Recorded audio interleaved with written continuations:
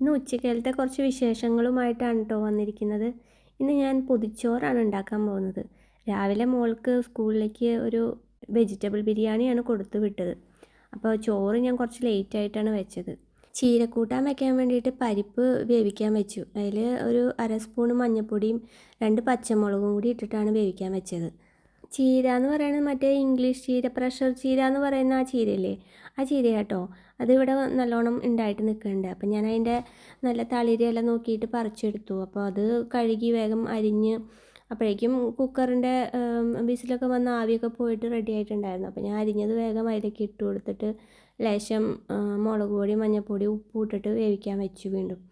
അത് വെന്ത് വരുമ്പോഴത്തേക്കും നമുക്ക് അരപ്പ് ഇതിനുള്ളത് തയ്യാറാക്കാമല്ലോ. അപ്പോൾ ഞാൻ വേഗം അത് അടുപ്പത്ത് വെച്ചിട്ട് തേങ്ങ ചിരവിയത് അരയ്ക്കാൻ പോയി. തേങ്ങയിലേക്ക് മഞ്ഞൾപ്പൊടിയും ജീരകവും ഇട്ടിട്ട് നല്ലപോലെ അരച്ചെടുത്തു. ഞാൻ അധികം ജീരകം ഇടാറില്ല. ഞാനൊരു 1/4 ടീസ്പൂൺ അത്രേ കഷ്ടി ഇടാറുള്ളൂ. അധികം ആ ജീരകത്തിൻ്റെ കുത്ത് എനിക്ക് ഇഷ്ടമല്ല.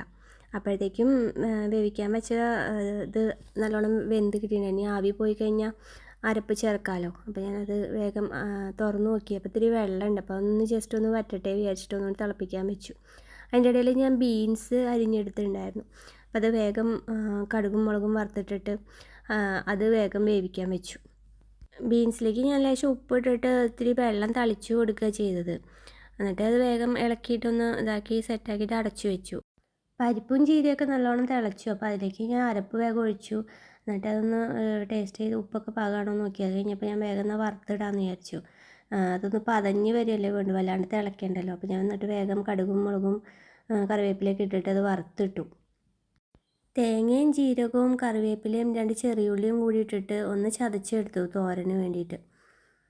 ബീൻസൊക്കെ നന്നായിട്ട് വെന്തിട്ടുണ്ട്. അപ്പം എന്നാൽ അതിലേക്ക് ഈ അരപ്പും കൂടി ചേർത്തിട്ട് അതൊന്ന് പൊത്തി വയ്ക്കുക ചെയ്തത്. ഒരു 5 മിനിറ്റ് ഒന്നിങ്ങനെ ഒന്ന് അടച്ച് വെച്ച് കഴിയുമ്പോൾ ഒന്ന് തേങ്ങ ഒന്ന് വെന്തോളുമല്ലോ. അപ്പോൾ അതിന് വേണ്ടിയിട്ടൊന്ന് അടച്ച് വെച്ചു. കുക്കറിലത്തെ കറിയൊക്കെ ഞാൻ വേഗം ചെറിയൊരു പാത്രത്തിലേക്ക് മാറ്റിയിട്ട് അത് കഴുകാനിട്ടു.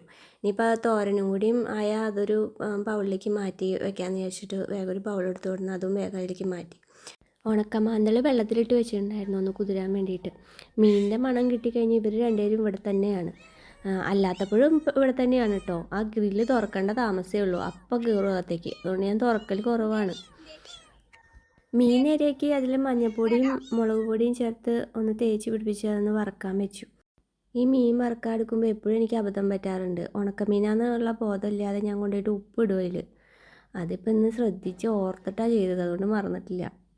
ഒരു ചമ്മന്തിയും കൂടി ഉണ്ടാക്കാമെന്ന് വിചാരിച്ചു. അപ്പോൾ തേങ്ങയുടെ കൂടെ മുളക് പൊടിയും ലേശം മല്ലിപ്പൊടിയും ഒരു കഷ്ണം ഇഞ്ചിയും കുറച്ച് പുളിയും കറിവേപ്പിലയും ഉപ്പും കൂടി ഇട്ടിട്ട് ഒന്ന് അരച്ചെടുത്തു.